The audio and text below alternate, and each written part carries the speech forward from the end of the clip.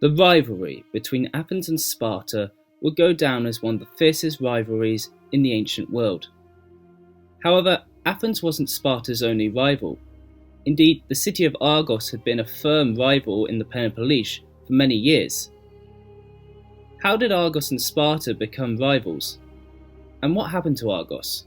This is the history of the city of Argos. Now, Argos has been inhabited since the Mycenaean times. This is evidenced by the fortifications, palaces and tombs that have been found. Argos seems to have been quite a fairly important Mycenaean site, as around 1200 BC, Argos seems to have taken over from Mycenae as the most important regional power in the area. As with all Mycenae settlements, they fell prey to the Dorians when the Dorians invaded. However, Argos seems to have recovered quite quickly, as by 700 BC they have begun expanding outside of their territory. This brought them into direct conflict with the Spartans, and in 545 BC, Sparta and Argos went to war. Sparta seemed to have got off on the right foot as they took a few cities from Argos in the early stages of the war.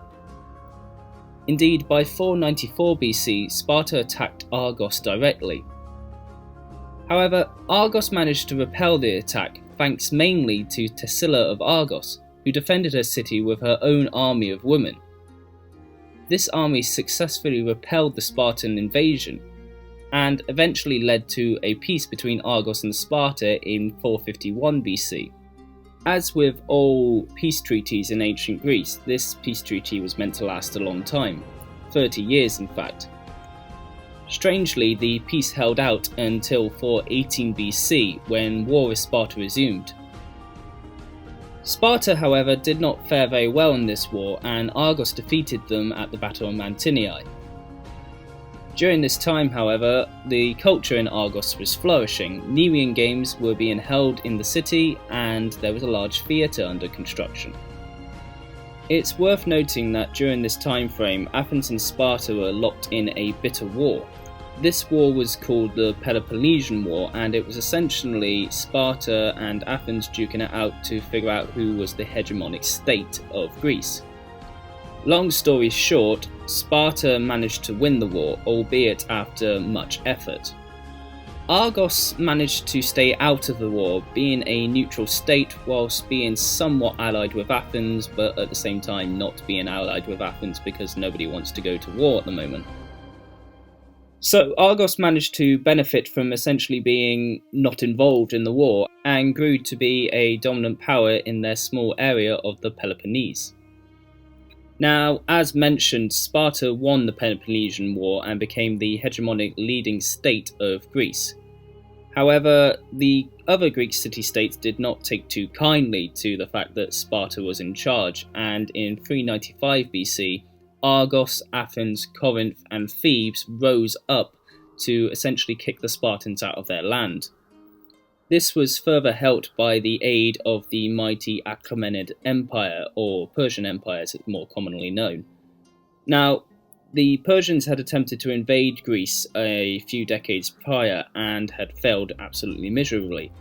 So, as a result, the now slightly humbled Persian kings simply meddled in Greek affairs, trying to keep each Greek city-state to a reasonable level of power.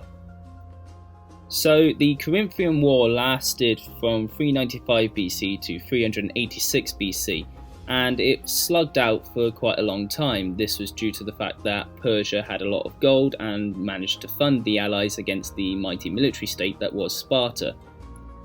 Now, anyway, Sparta managed to convince the Persians to swap side and pay them with this gold. And so with this extra gold, Sparta was able to win the war. Sparta hegemony, however, didn't last all that long, as they were eventually kicked out of Boeotia by the Thebans, who then claimed hegemony over the Greek city-states.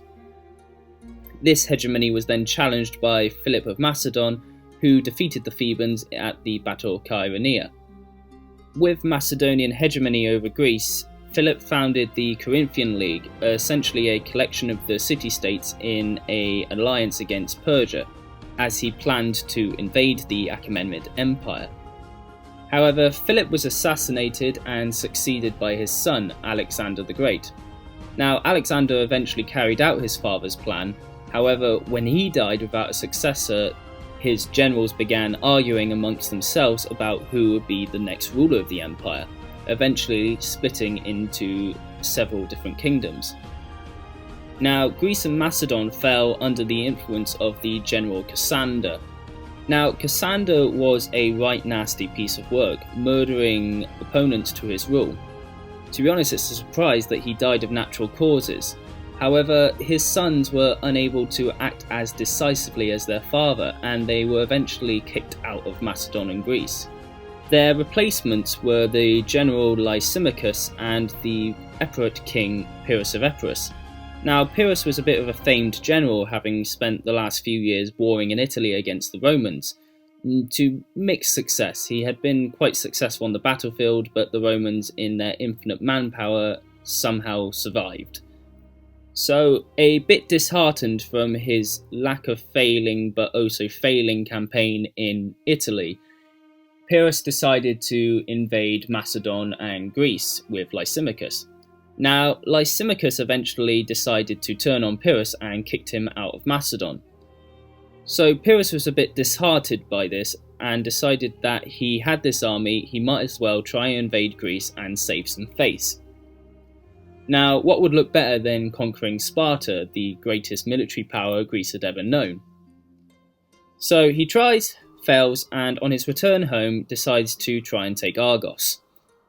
And in the chaotic street fighting that took place when the Epirots broke through the Argive defences, Pyrrhus was hit in the head by a brick that was thrown from an old woman. He eventually died of these wounds, and the Epirots had to fall back. Now, Argos, along with many of the other Greek city-states, eventually fell under the influence of Rome, and remained that way for quite some time. This was until 267 CE, when Argos, along with Athens, Corinth and Sparta, were sacked by the Goths during their great migration downwards from the Danube. Gothic attacks continued, and eventually in 395 CE, the Visigoths destroyed the remains of the city of Argos, thus bringing the history of the city to an end.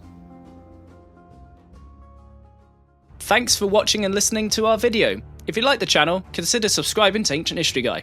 Or, if you really like the channel, head on over to our Patreon feed. There, for as little as $1 a month, you can gain access to exclusive documentaries, behind-the-scene footage, and videos before they're live on YouTube. All sources are listed and linked in the description below. Be sure to like, comment and subscribe. I've been the Ancient History Guy, and as always, I'll be seeing you later.